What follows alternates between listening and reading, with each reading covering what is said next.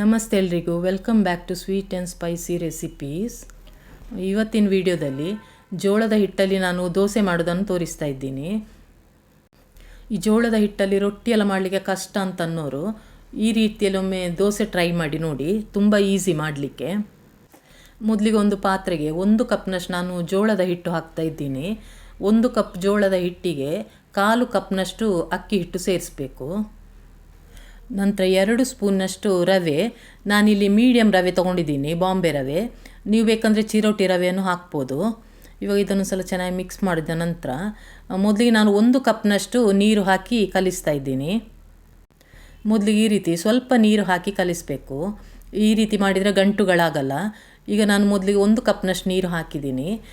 ಒಟ್ಟಾರೆ ನಮಗೆ 1 ಕಪ್ನಷ್ಟು ಜೋಳದ ಹಿಟ್ಟಿಗೆ 2.5 ಕಪ್ನಷ್ಟು ನೀರು ಬೇಕಾಗತ್ತೆ. ನೋಡಿ, ಇವಾಗ ನಾನು 2ನೇ ಕಪ್ ನೀರು ಸೇರಿಸ್ತಾ ಇದ್ದೀನಿ. 1 ಕಪ್ ನೀರು ಸೇರಿಸಿದ ನಂತರ ಚೆನ್ನಾಗಿ ಮಿಕ್ಸ್ ಮಾಡಿ ಗಂಟುಗಳಿಲ್ದಾಗಿ ಕಲಸಿದ ನಂತರ 2ನೇ ಕಪ್ ನೀರು ಸೇರಿಸ್ಕೊಳ್ಬೇಕು. ನೋಡಿ, ಇವಾಗ ಇಷ್ಟು ದಪ್ಪ ಇದೆ ಇದು. ಅದಕ್ಕೆ ಮತ್ತೆ ಅರ್ಧ ಕಪ್ನಷ್ಟು ನೀರು ಹಾಕ್ತಾ ಇದ್ದೀನಿ. ಒಟ್ಟು 2.5 ಕಪ್ನಷ್ಟು ನೀರು. ನೋಡಿ, ಇವಾಗ ಚೆನ್ನಾಗಿ ಮಿಕ್ಸ್ ಮಾಡಿದ ನಂತರ ಹದ ಹೇಗಿದೆ ಅಂತ ನೋಡ್ಕೊಳ್ಬೇಕು. ನೋಡಿ, ಇಷ್ಟು ತೆಳುವಾಗಿರಬೇಕು. ನಾವು ಮಾಮೂಲಿ ಅಕ್ಕಿ ಹಿಟ್ಟಲ್ಲಿ ನೀರು ದೋಸೆ ಎಲ್ಲ ಮಾಡ್ತೀವಲ್ವ, ಅದಕ್ಕಿಂತ ಸ್ವಲ್ಪ ದಪ್ಪ ಇದ್ದರೆ ಸಾಕು. ಇದಕ್ಕೀಗ 1 ಈರುಳ್ಳಿಯನ್ನು ನಾನು ಚಿಕ್ಕದಾಗಿ ಕಟ್ ಮಾಡಿ ಹಾಕ್ತಾ ಇದ್ದೀನಿ. ನಂತರ 1 ಸ್ಪೂನ್ನಷ್ಟು ಜೀರಿಗೆ, 2 ಹಸಿಮೆಣಸು, ಸ್ವಲ್ಪ ಕೊತ್ತಂಬರಿ ಸೊಪ್ಪು, ನಂತರ ರುಚಿಗೆ ಎಷ್ಟು ಉಪ್ಪು ಬೇಕು ಅಷ್ಟು ಉಪ್ಪನ್ನು ಹಾಕ್ಕೊಂಡು ಒಂದು ಸಲ ಚೆನ್ನಾಗಿ ಕಲಿಸ್ಕೊಳ್ಬೇಕು. ಎಲ್ಲವನ್ನು ಚಿಕ್ಕದಾಗಿ ಕಟ್ ಮಾಡಿ ಸೇರಿಸ್ಕೊಳ್ಳಿ. ಈರುಳ್ಳಿ, ಹಸಿಮೆಣಸು ಎಲ್ಲನ ಚಿಕ್ಕದಾಗಿ ಕಟ್ ಮಾಡಿ ಹಾಕಬೇಕು. ನೋಡಿ, ಈಗ ಒಂದು ಸಲ ಚೆನ್ನಾಗಿ ಮಿಕ್ಸ್ ಮಾಡಿ ಇದನ್ನು ಇವಾಗ ಒಂದು 10 ನಿಮಿಷ ಹಾಗೆ ಇಡಬೇಕಾಗತ್ತೆ. ನೋಡಿ, ಒಂದು 10 ನಿಮಿಷ ಆದ ನಂತರ ಒಂದು ಸಲ ಚೆನ್ನಾಗಿ ಮಿಕ್ಸ್ ಮಾಡ್ಕೊಳ್ಳಿ. ಇದು ಆವಾಗಕ್ಕಿಂತ ಸ್ವಲ್ಪ ದಪ್ಪ ಆಗಿದೆ. ಜೋಳದ ಹಿಟ್ಟಿನ ದೋಸೆಗೆ ಇದೇ ಸರಿಯಾದ ಕನ್ಸಿಸ್ಟೆನ್ಸಿ. ಇವಾಗ ನಾನಿಲ್ಲಿ ದೋಸೆ ತವ ಬಿಸಿಗಿಟ್ಟಿದ್ದೀನಿ. ಇದಕ್ಕೆ ಮೊದಲಿಗೆ ಸ್ವಲ್ಪ ಎಣ್ಣೆ ಉಜ್ಕೊಳ್ಬೇಕು. ನಂತರ ನಾವು ನೀರು ದೋಸೆಯಲ್ಲಿ ಯಾವ ಥರ ಹಾಕ್ತೀವೋ ಅದೇ ಥರ ಹಾಕಿದರೆ ಆಯಿತು.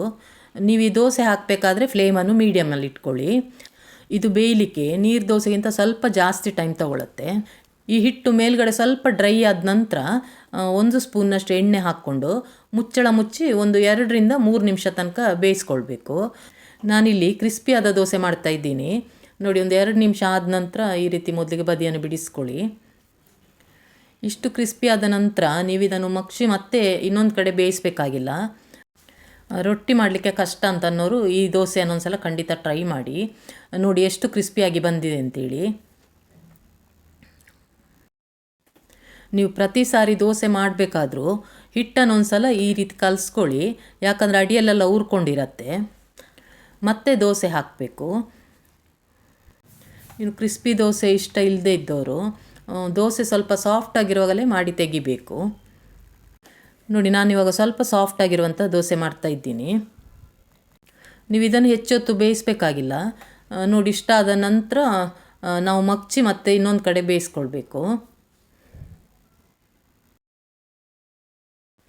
ನೋಡಿ, ಇದು ಸ್ವಲ್ಪ ಸಾಫ್ಟ್ ಆಗಿದೆ.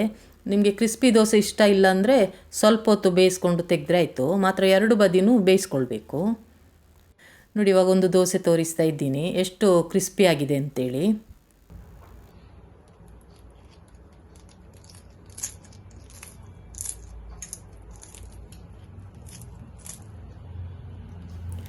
ನಿಮಗೆ ಈ ರೆಸಿಪಿ ಇಷ್ಟ ಆಗಿದ್ದರೆ ಒಂದು ಲೈಕ್ ಕೊಡೋದನ್ನು ಮರಿಬೇಡಿ. ಸಾಧ್ಯವಾದಷ್ಟು ಎಲ್ಲರ ಜೊತೆ ಶೇರ್ ಮಾಡಿ. ಹೊಸ ರೆಸಿಪಿ ಜೊತೆ ನೆಕ್ಸ್ಟ್ ವಿಡಿಯೋದಲ್ಲಿ ಸಿಗ್ತೀನಿ. Thanks for watching.